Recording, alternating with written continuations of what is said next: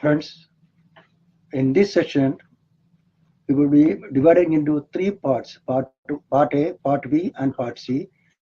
Part A, we would be talking on threads. And what is thread? The acronym thread stands for Trade Receivables Discounting System. This system is applicable exclusively for MSMEs. Even though this MSMEs in the sense micro, small, and medium enterprises, MSMEs. For our discussion purpose, we would be taking this MSMEs instead of telling micro, small, and medium enterprises. Okay, these MSMEs, despite the important role played in the economic fabric of the country, still continues to face constraints in getting adequate finance, particularly in terms of its ability to convert the receivables into liquid funds. When we talk about the important role, the MSME annual report 2017-18, if you go through the MSME annual report 2017-18, we will come to know that the share of MSMEs to the GDP was 28.77% in 2015-16, with an estimated number of the MSMEs of 633.88 lakhs in 2015-16. The sector has provided around 11.10 crores employment or jobs by 2015-16. That is the significance of this sector. One side, that is while the government is prodding the MSMEs to drive the economy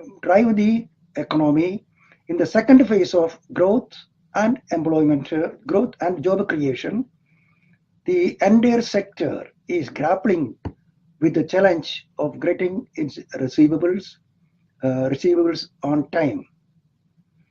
So legal big corporates who normally source part of their products from the MSMEs do not pay on time, resulting there is cash availability issues to the small entities. See, regulatory norms as well as the legal bindings could not make this system more effective. So RBI, in order to address, this is a pan-India issue, RBI, in order to address this pan-India issue by setting an institutional mechanism for financing of the trade receivables, has launched threads to take the entire discounting of the bills of the MSMEs process online, so as to ensure the element of fairness. So, having heard the background of these threads, the threads was introduced or launched in December 2014 by RBI. So, having heard these threads, and what is actually the threads? You can say, what is threads?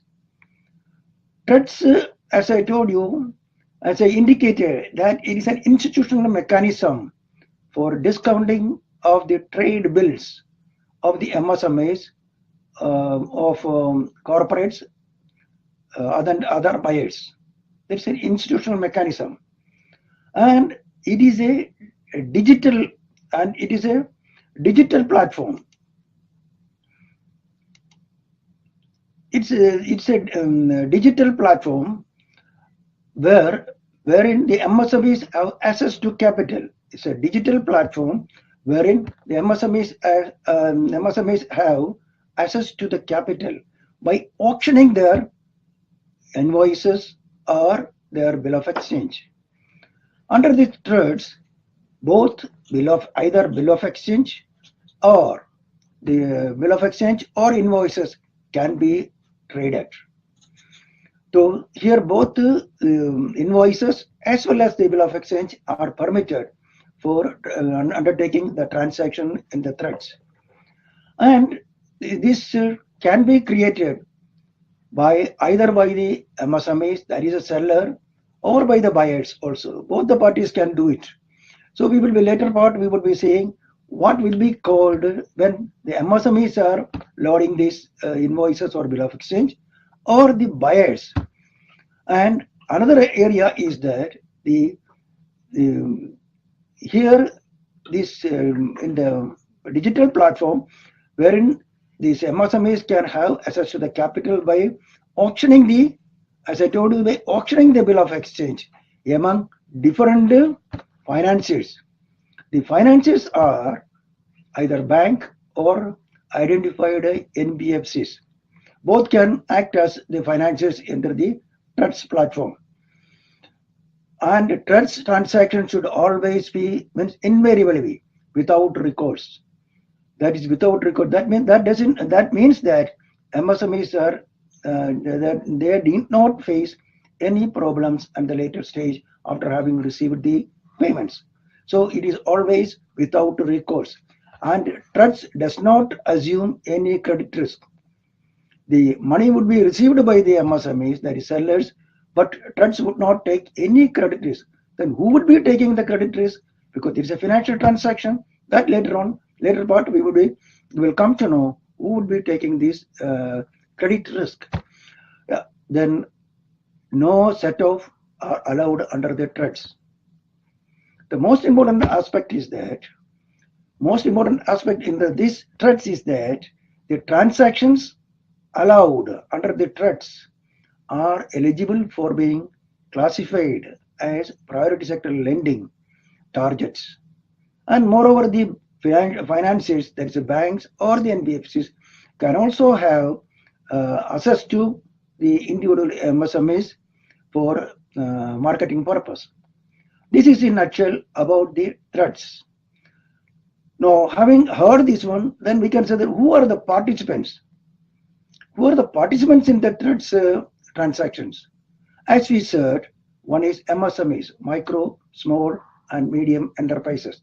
They are the sellers, because ultimately the payment has to be received by the sellers. They are the sellers. Then once one side is sellers, then there must be buyers also. Buyers, major buyers are corporate and other buyers. Other buyers include government departments, then PSUs, and other credited, means as per the rating, other rated buyers. These people can participate in the TRUDS system. Then we can say that corporate will come, other buyers including PSUs, government departments, and other credited buyers.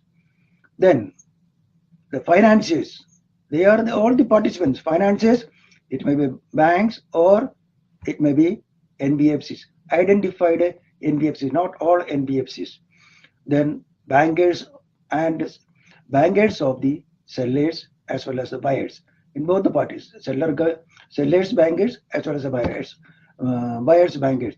So in all there are 5 participants are there in the TRUDS. Then what is factoring unit? As I told you, one factoring unit, we can say that it's a standard nomenclature for an invoice or a bill, or an invoice or a bill of exchange. The factoring unit means, but this unit will contain all the information, the date, the tenor of the instrument, then residual period of the instrument, the amount, then due date, then comes the name of the seller, then name of the bankers. All information should be contained in the factoring unit. That is uploaded by the seller. Seller is MSME. If the MSME directly upload this unit, upload the invoice and supported by the other documents, then that is known as the factoring unit. Suppose in other way around, suppose these seller buyers can also upload the bills or a bill of a, or bills or bill of exchange. In that case, if it is uploaded, if it is offered by the buyers, then it is known as reverse mortgage, reverse factoring.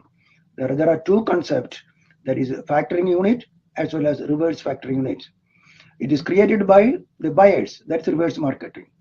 And all this relevant information, seller, buyer, issue date, tenor amount, etc., all the particulars are available in the factoring unit or reverse factoring unit.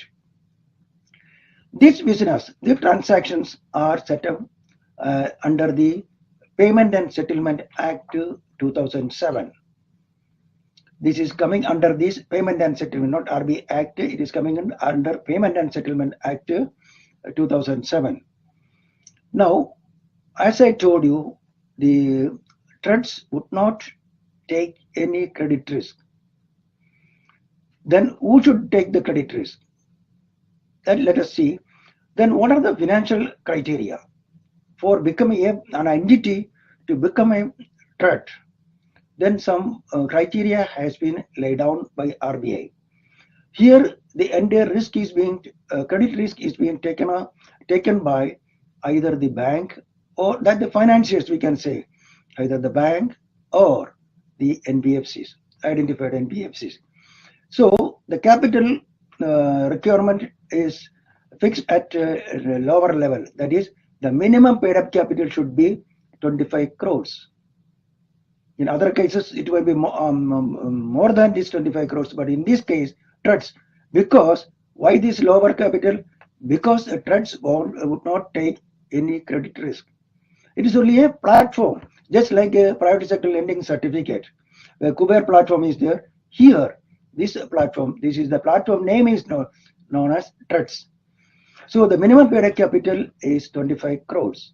And foreign financing or foreign shareholding, that everything is depends on the foreign investment policy of the government of India.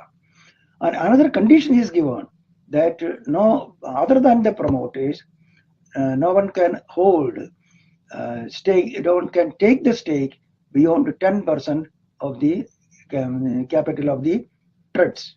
So these are the conditions, these are the criteria laid down for setting up of the trusts for undertaking this auctioning or discounting of the bills of MSMEs, MSMEs through multiple financiers.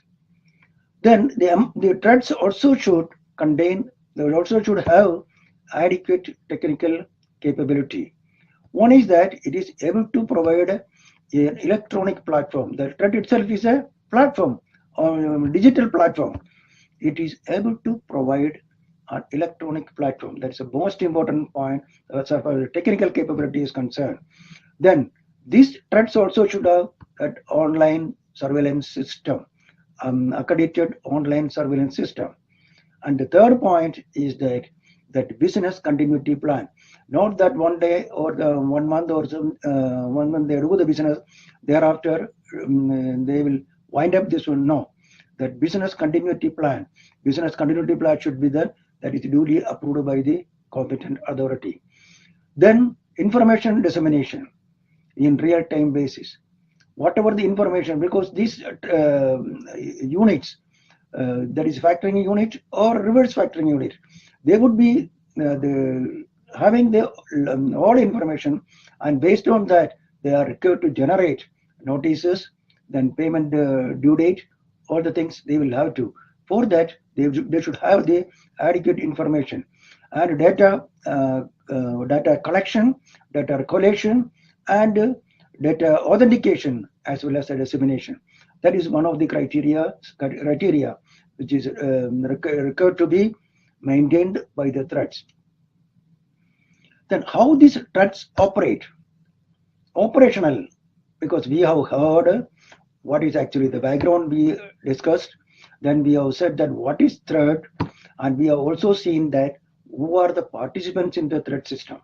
Trusts we have seen now, and financial, the technical capabilities also.